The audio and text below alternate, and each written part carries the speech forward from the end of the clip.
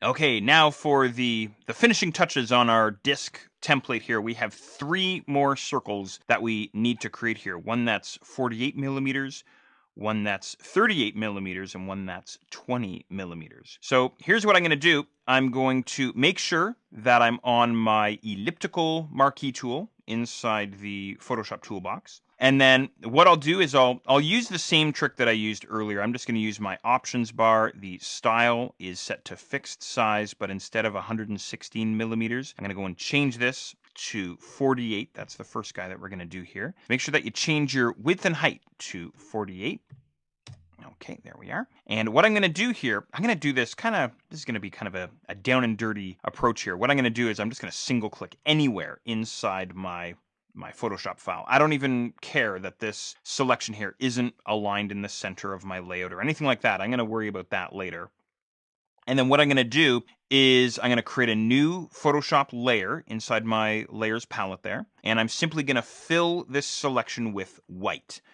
Well, I have white set as my background color down in the bottom of the Photoshop toolbox. So then what I'll do is I'll hold down the Command key or Control on the Windows side and hit Delete, and that'll fill my selection with white.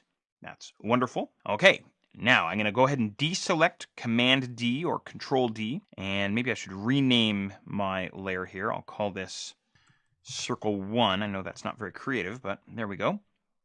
And then I'm basically going to repeat this process. I'm going to go back up to the options bar up at the top. Instead of 48 now, I'm going to change this to 38. That was the next value that we had, right? So 38 and 38. And again, I'll just single click somewhere in my layout. I'm not even being careful about where I'm clicking, right? And then again, I'll go and create another Photoshop layer by using the new layer icon down at the bottom of the layers palette. I want to fill this guy. Now what I'm going to do is I'm going to fill this guy with the same gray that I used on the disk layer, and that gray is still sitting inside my foreground color swatch. So I'm going to hold down Option or Alt on the Windows side and hit Delete to fill that in. All right, one more here. Go ahead and deselect. Oh, we should probably rename our layer here as well. Double click on that and I'll call this Circle 2.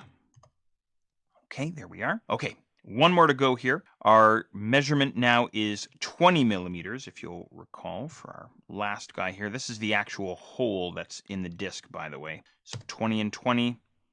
And I will single click. There's our hole there. Again, I just sort of randomly clicked there. Doesn't really matter where you go here. And then another new layer.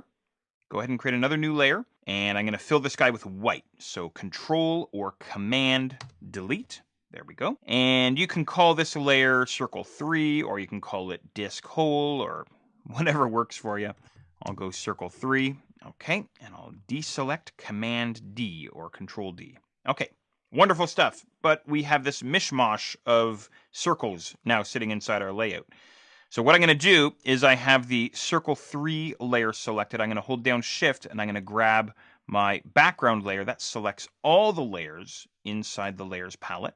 And then you guessed it. I'm going to head up to the layer menu, down to Align, and then align the vertical centers. And then I'll go Layer, and then down to Align, and then Horizontal centers. There we go. That's our disk template. Okay, so we're looking great here.